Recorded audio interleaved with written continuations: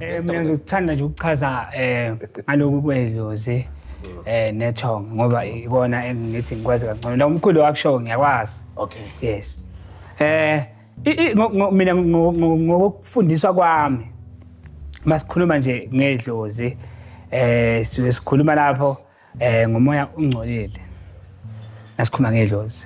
Masikhuluma ngedlozi sikhuluma ngomoya ovuswayo. Angazi mkhulu ungilalisise kahle. Don't worry. It's your ngomoya ovuswayo. Yes. Othi na uvuswa usuke uvuselwa izathu ethile kwenye inkathi. Isikhathi esiningi uma ngabe ukuthi kukhona umuntu ozothwasa. Siyakwazi ukuthi thina ngingasho ukuthi thina mina ngiyakwazi ukuthi sikivuse leyo moya leyo. Kodwa ngivusa ngaphansi kwegama lobudlozi. Ahamba ngizwa yini? Yes. Then kunamagobongo futhi lapho akhona asetshenziswayo uvusa loya moya loyo ngithe mina ungcolile. Kuhlatshwe nenkukhu ethile futhi uvusa loya moya loyana uthile. Idlozi kahle kahle umoya nje mina ngokolazi lami umoya okuvuswa, umoya okwenziwa, umoya okulandwa. Yes. Then ke ula emathongeni. Ithonga into esizalelwa phezulu kwayo. Ngoba angithi uma ngabe uzalwa ngizalwa nje ngiyimusibusiso ngifakwa isibongo sangaphansi kwasithole. Leso sibongo leso esasekhaya akusona sami, esabantu abadala bephila kudala ekhaya. So ilona thonga lelo mina engilaziyo elihlambulukile futhi. Kuko konke nje ilona thonga engilaziyo because masikhuluma ngedlozi, idlozi into zakhona agcineke zonke. Usiko nje lwedlozi aligcineki lonke. Alokho usiko oligcinekayo ukuthi alithinte idlozi. Mawuthi uyalungiselela idlozi akugcineki lezo zinto lezo azenzeki nje sidalo. Okusho kona vele ukuthi umoya vele ongcolile, umoya ongagcineki. So kubalekile ukuthi egcina kosuku kwalama testimony sikuveze ezinye zeindlela mhlambe esambuleleka zona ngazo ekuhambeni kwethu ukuthi unqoba kanjani into mayisiqhamuka kanje ngoba inhloso enkulu ukuthi abantu baNkulunkulu kumele basizakale. Abantu baNkulunkulu akumele babe zigqila zikaSathane. Iloko nje kade ngifisa ukuthi ngidlule khona. Mhlambe ngamafuphi la kunenye ngoba engizochaza izinto ezikuma experiences ami nezinto engizifundile kuma experiences ami. Into yokuqala enzakalayo engifike ngayithola ukuthi kunabazalwane abakholwayo kodwa lento yedlozi enokubadida as a result bathi makwenzeka uSathane bahlasela bewe kube lula ukuthi babuyele back. Isikhathi esiningi umzalwane mase wile uvela phenduka isangoma abanye. So kukhomba kona ukuthi lo muntu ekusindisweni kwakhe ubekade vele ngazange waba nayo incazelo esobala ngalento yedlozi. So ke nje ngizofuna ukuthi ngithi ngoba ezinye zezinto uNkulunkulu angifundisa zona lezi ngalesikhathi engikhiphe ebumnyameni. Into yokuqala eyagcina imbulelekile kumina ile ukuthi abantu abadala kunale mfundiso engaqondile ethi thina sithi abantu asebeshonile bamadimoni. So ke ngizothi kuthinta nje lapho kancane ukuthi abantu kade bephila emhlabeni base beyashona. Labo bantu bayithongo akuwona amadimoni futhi akulona idlozi. Kukhona ukudidiseka phakathi kwedlozi nethongo. So ke labantu laba mase befile kusuka mandulo engakangeni kakhulu uSathane abantu babe understand ukuthi uma edlule emhlabeni umuntu uyolala uyondela nje bakuthi umuntu uendele ukelamathongo. So uyolala igama lesithi ke umuntu uyithongo lisuka lapho ukuthi usebuthongweni. So ke mase kuzoba khona ke idlozi. Ithongo komuntu masefile nje umuntu makusuyelela ayikho into engakwenzela yona ulele lo muntu. So mase kuba khona idlozi. Idlozi yini na? Idlozi alikaze liphile emhlabeni kodwa omkhulu bethu nokhokho abahamba baya endaweni ezithile emanzini entabeni olwandle bayokwenza izifungo nemoya ethile base beyithatha lo moya bayibuyise abayilethe ekhaya. Yasimifikile le moya yasiphila ngaphansi kwezifungo abazenzile. Ukuthi into ebalekile abantu fanele bayi understand ngespirit ukuthi sinesikhwele ispirit kakhulu. So ke mangithi sinesikhwele sisi into enivumelene ngayo asijiki kuyo. Ingakho ukuthi umuntu ngedlozi liyambulala nokumbulala ukuthi akashongo nje ukuthi uthola umsebenzi endaweni ethizeni useyakhona manje ukuthi ushintshe indawo yokuhlala liyambulala akulona ithongo lelo kodwa idlozi. Idlozi ngoba imoya eyalandwa la yalandwa khona yathunjwa lethwe ekhaya ukuthi lekhaya izokwenza inhloso ezithile abanye babelandela ukuthi bashaye imhlahlo ngayo ngase umama kwayithinda leyo ndawana mawulanda ukuthi izoshaya imhlahlo ngoba imimoya yedlozi imimoya ethwetshuliwe iyakwazi ukuhlahlula indaba nento ezilahlekile so mase kube khona abanye mabelanda lo moya bayifaka ekhaya mase bethi ayibheke ekhaya ayibheke ingane lo muntu wenza leso sifungo idlo ama spirit akagogi akanayi age so futhi akakhohlwa so uma wenza icovenant manje noma ungafa isizukulwane sakho esilandelayo siza lokho ispirit isilokho sifune sibabalisela ngalesa sifungo lesiya so ke abantu abaningi kakhulukazi abamnyama basebugqileni manje bedlozi ngoba idlozi lathi malifakwa kwenziwa izifungo nokhokho bokhokho bethu so ngokwe bloodline yabo ukuthi ke njoba ngenza isifungo mina wonke abantu engizobazala nizobabheka yingakho ke uthi uma uhlehla uthola ukuthi mandulo umuntu owayesanusi wayethi mangabe eshonile wayengangcwatshwa ngendlela ejwayelekile kwakunosiko lakhona olwalenziwa mangabe ngcwatshwa umuntu angakhishwa ngomnyango mase ongcwatshwa kubhodloza udonga eceleni akhishwe lapho asiwe lapho emalibeni mase kusetshenziswa amakhuba lesinto kukhulunywa nalo moya ukuthi ayihambe ibuyele back la eladilandwe khona ngoba inhloso kwakwaziwa ukuthi le moya esebenziswa yilo muntu ayilungile uma behlulekile ukuyikhalima ngendlela efanele izoba uhlupho lapha ekhaya emagcekeni sifundisa mfowethu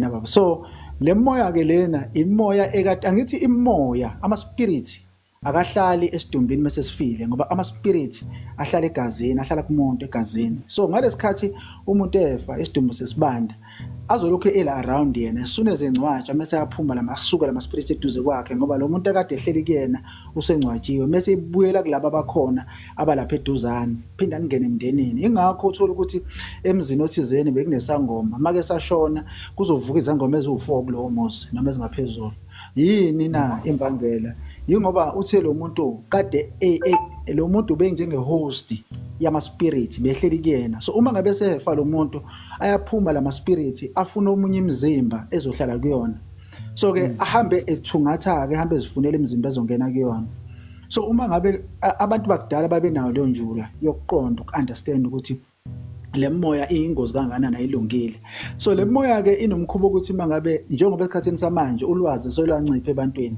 isithi mayibuya magcwatshwa isangoma kungenziwa lutho ibuya le moya izoqhoboza izingane ekhaya idemanda noma iphoqa ukuthi ayamukelwe ngoba imoya ayikwazi ukuphila kahle mangabe ingekho egazini lomuntu futhi siyazi ukuthi imoya iyakwazi ukungena esilwaneni kodwa inkinga ayikwazi ukuhlala kahle esilwaneni ngoba imikhuba kaSathana yenze kahle mangabe ihlele esilwaneni ngoba emadimoni mayingena asuke efuna ukuthi abulala abantu aqamba amanga aphuza utshwala so mayingena esilwaneni akakwazi ukwenza lokho so injongo zabo zifezeka kahle mangabe ngene kumuntu ophilayo so ke mangabe sebuya le moya izekhaya ngenxa yokuthi ayinayo igunya leli kade ngikhuluma ngalo into efika iyenze mayibuyele ekhaya ifika ihlukumeze ekhaya igulisa abantu iphula ingane umuntu ingane iwe nje igcekeni idlala iphuka ingalo iphoqa ukuthi akuhanjwe kuyobhulwa esangomeni bese kuyo esangomeni ke bese kuyasho ukuthi hayi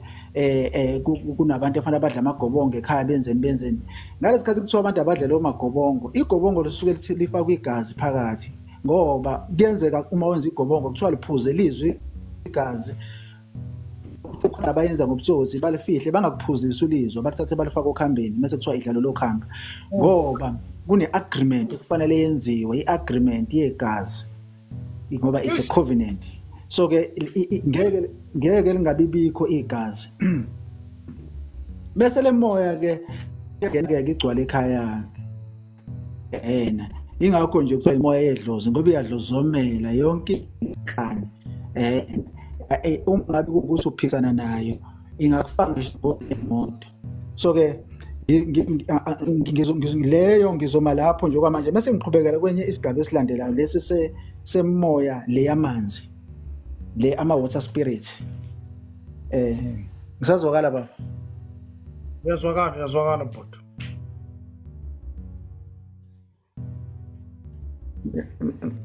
ngisazwakala baba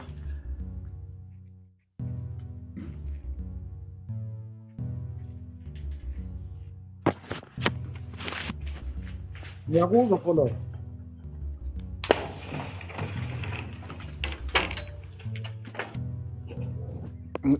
Ngisazwakala baba. Uzwakala kahle kakhulu khona ngisakuzwa. Hey, network.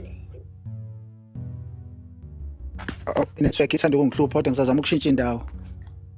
Nawe uyazwakala mfowethu, uyazwakala.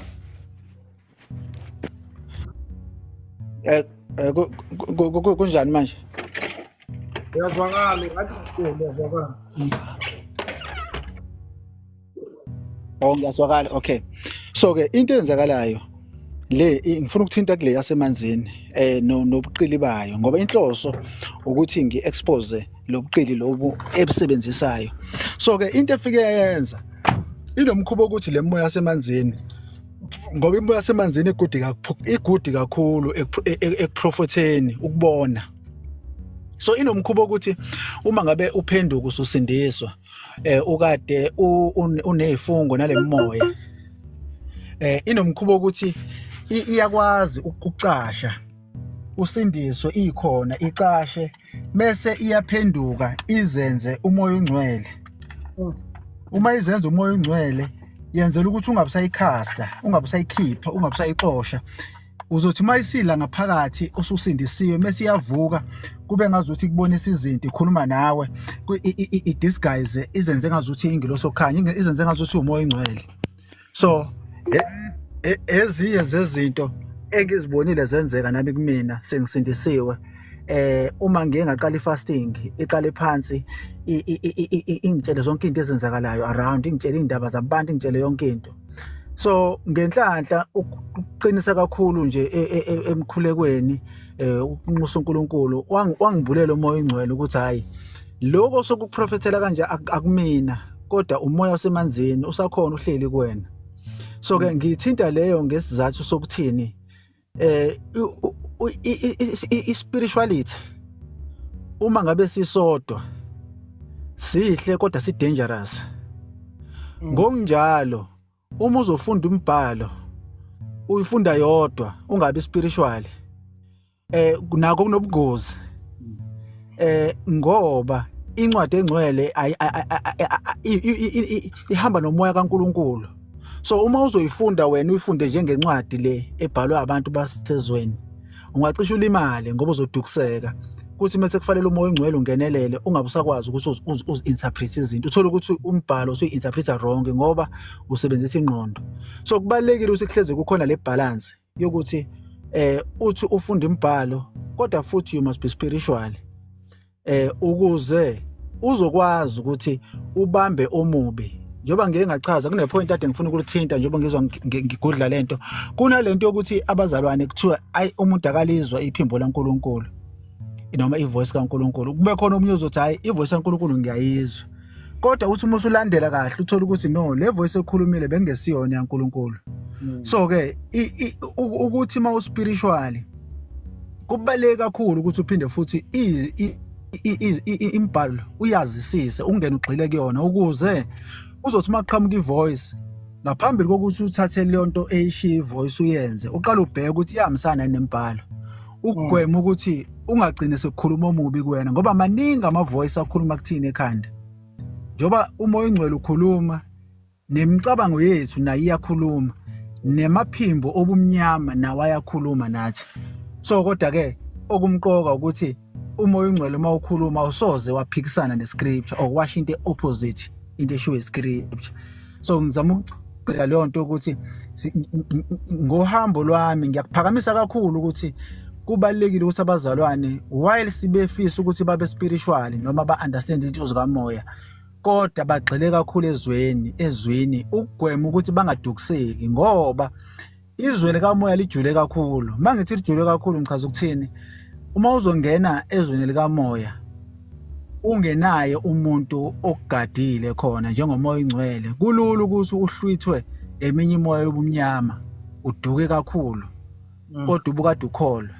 Kunabantu ngeke ngahlangana nabo ngaxoxa nabo abakholwayo angitshela umuntu into athi hayi umoya ongcwele obusuku ubonisa ukuthi nokuthi ngimtshela ngithi mina lento otshelwe yona ubungatshelwa umoya ongcwele imoya obumnyama ekhuluma ilanguage enjalo kusho umuntu ekholwa yini uhlulekile ukuthi ambambe omubi uma ngabe esezenza umoya ongcwele.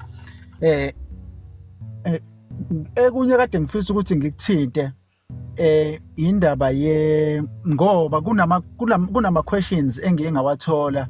Ngiyafisa ukuthi lethuba ngilisebenzise ukuthi ngiphendule okunye ngoba ngaphandle kwalabo abangibuzile ngicathi baningi abanye abazosizakala abakade mhlambe bengakabuzi.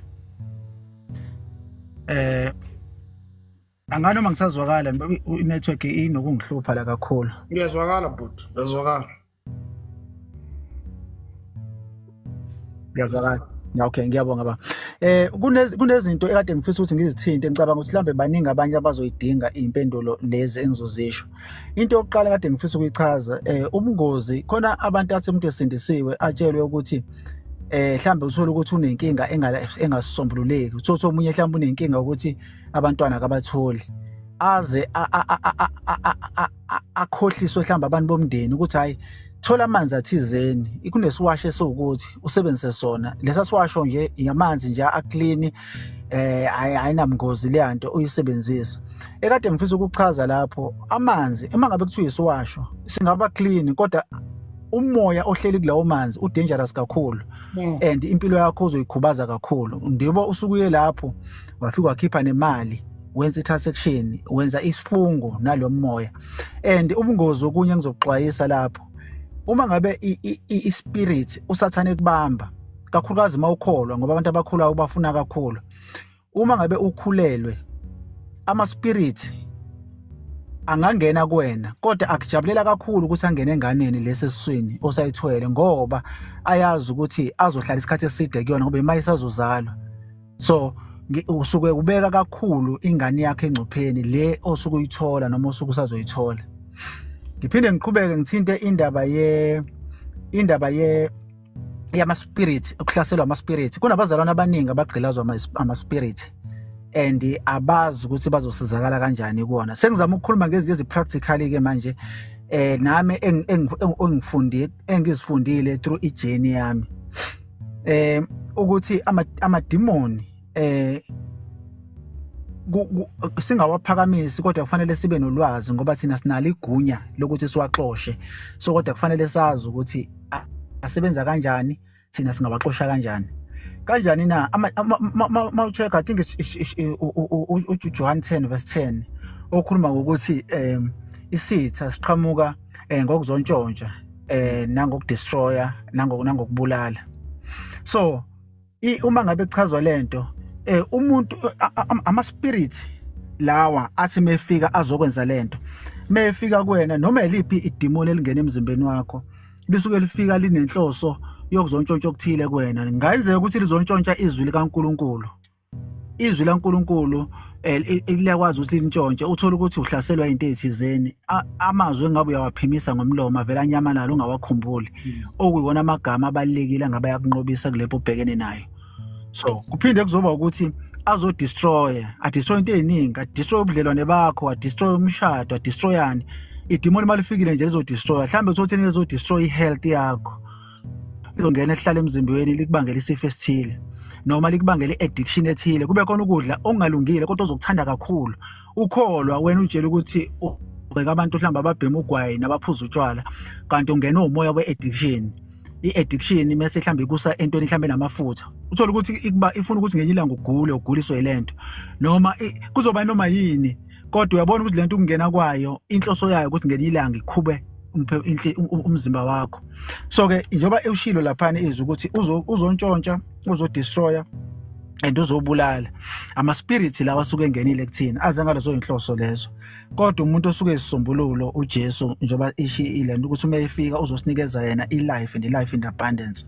So ke mase ngiphinde ke ngiyichazeke lento ukuthi okay sihlukana kanjani ke nalama spirit. Engicabanga ukuthi yona into ebaleke kakhulu ehlukumeza abazalwane abaningi lento abathi deliverance.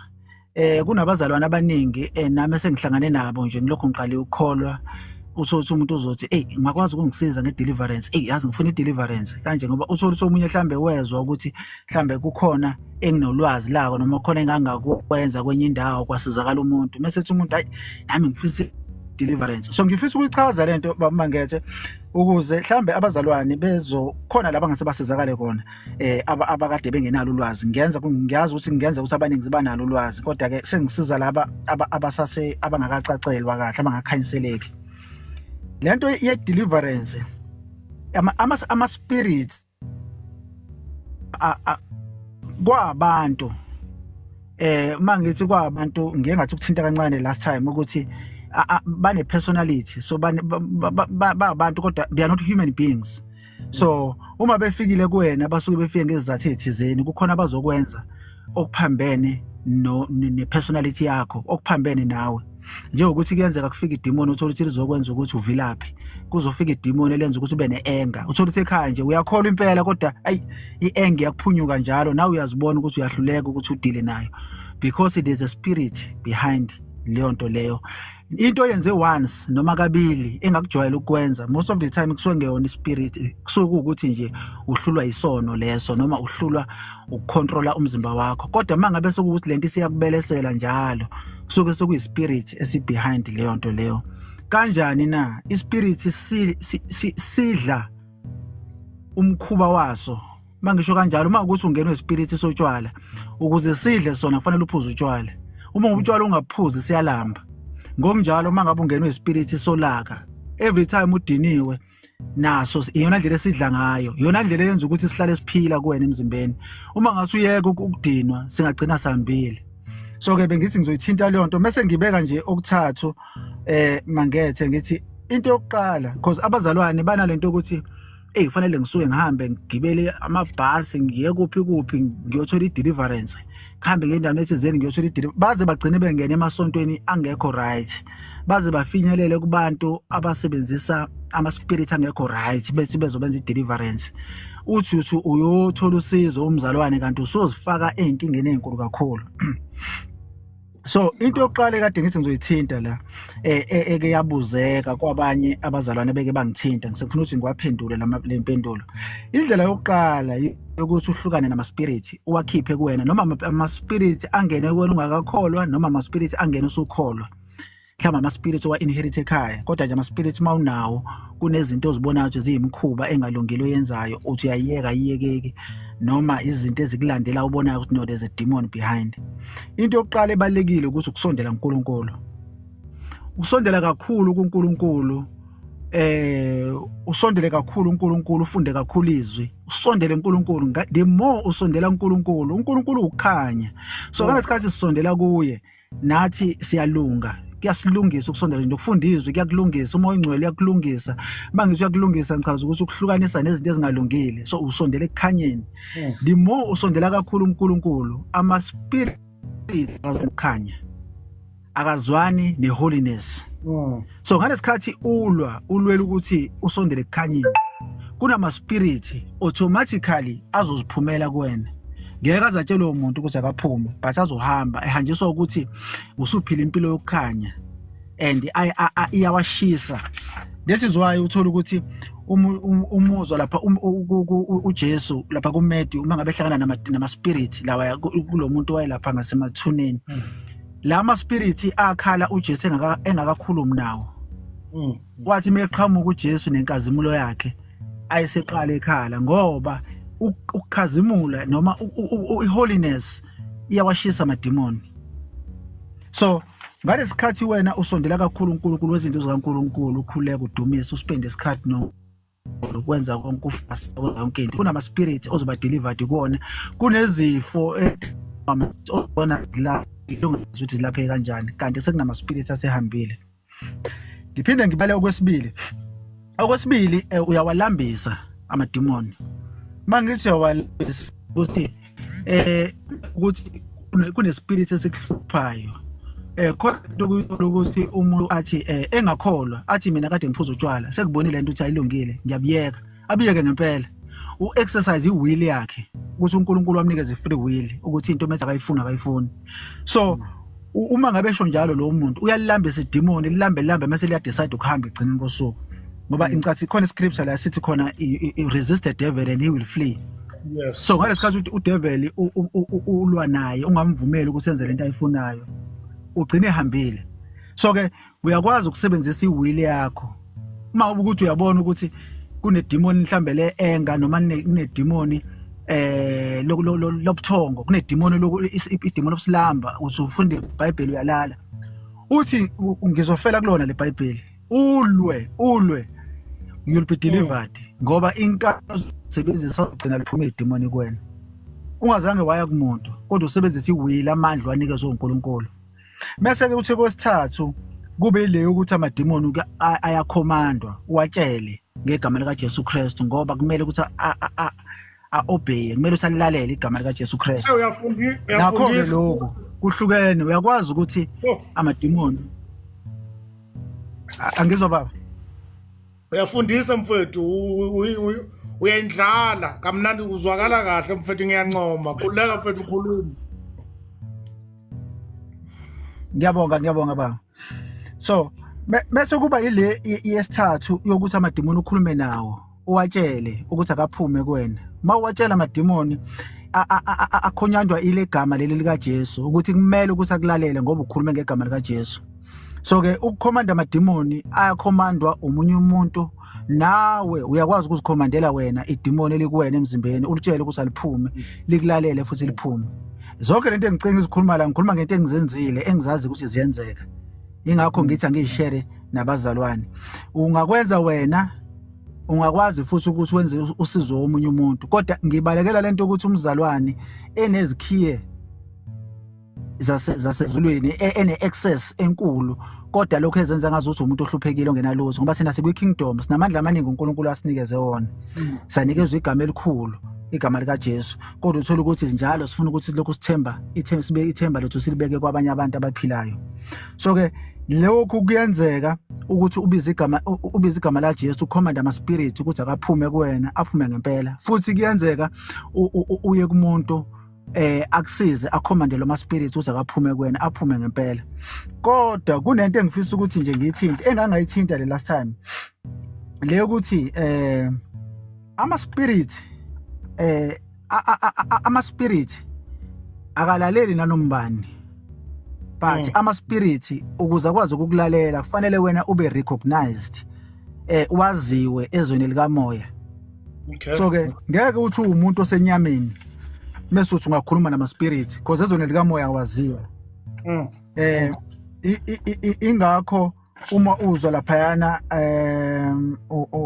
I think it's conjugally leni kodwa ama sons of Skiva yes ama sons of Skiva act uzenzo chapter 19 yes kuzenzo kumakhulunywa amadodana kaSkiva ecaster ethi siyakhipha egameni lika Jesu lo oshunyelwa uPaul so amademoni akwazi ukukhuluma abize ngisho igama lika Jesu athi hayi uJesu siyamazi noPaul siyamazi but nina nobani asinazi so ke leyo nto ichaza ukuthini ichaza ukuthi kuyenze kube umzalwane kodwa uthola ukuthi awukho recognized awaziwa ezweni likamoya so kubalekile ukuthi buyela back lento engingathini eqaleni ukuthi uma ngabe ukuthi umzalwane kumele ube umzalwane ophelele futhi kube ukwazi ukuba nepower yokuba umzalwane ube nepower in the spirit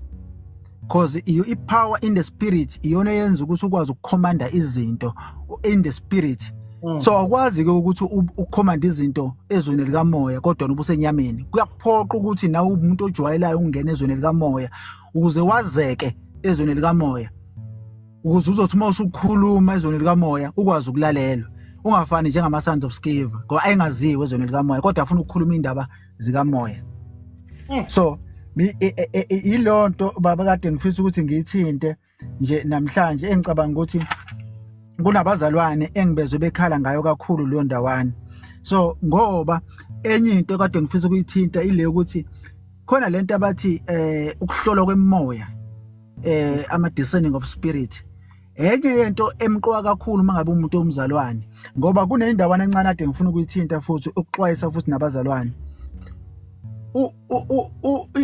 imoya yobumnyama isiyonke kuhlanganisa idlozi kuhlanganisa imoya semanzini kuhlanganisa yes uma ngabe iprofeta iyakwazi ukuthi iprofethe ipast yakho ngoba imoya mdala kade yabakhona futhi iyakwazi ukuthi iprofethe ipresent ukuthi manje empilweni yakho kwenza ku1 no 2 no 3 kodwa ayikwazi ukuthi iprofethe ikusasa ukuthi ikusasa wena kuyokwenzakalana empilweni yakho. So ke uzobuza ukuthi kwenza kanjani bangakwazi ngoba phela bahlezi besho uma ngabuya kubona ukuthi hayi wena kuzokwenzeka ukuthi nokuthi nokuthi. Ngizoyichaza ke leyo nto into eyenzakalayo le uma ngabe uye kumuntu ozokuhlolela ozokubhulela uma ngabe ethi kwenzeka ukuthi kuwena kwipast yes vele ama evil spirit akhona amanye asemndenini yethu ngoba sazalwa ekhona ayakwazi ukuthola lo information mase yayikhuluma. Kodwa uma ngabe sethi yena kusasa kuyokwenzeka ukuthi noma ngenyanga ezayo kuyokwenzeka ukuthi uma usuphuma wena usuzwe leyo professor salowo muntu uma ke wasithatha leso prophet wasifaka enhlizweni usukuphuma nedemoni ozohamba nalo yilona ke le demon elizohamba liyoyidala leyo nto ukuthi mayenzeke ngoba usuke wakhombisa ukuthi uyakholelwa nawe kuleso prophet eshiwo kade ikade ngeke izibe khona ngokohlelo yaNkulunkulu kodwa ngokuthi usuke wasikholwa leso prophet. So ke umese ke ngichaza ngiqala lapha emumva ngesizathu sokuthini kukhona abantu abakholwayo kodwa basebenzisa i-divination spirits abasebenzisa umoya wobunyoka wenyoka kodwa abanye babo bayazi abanye abazi.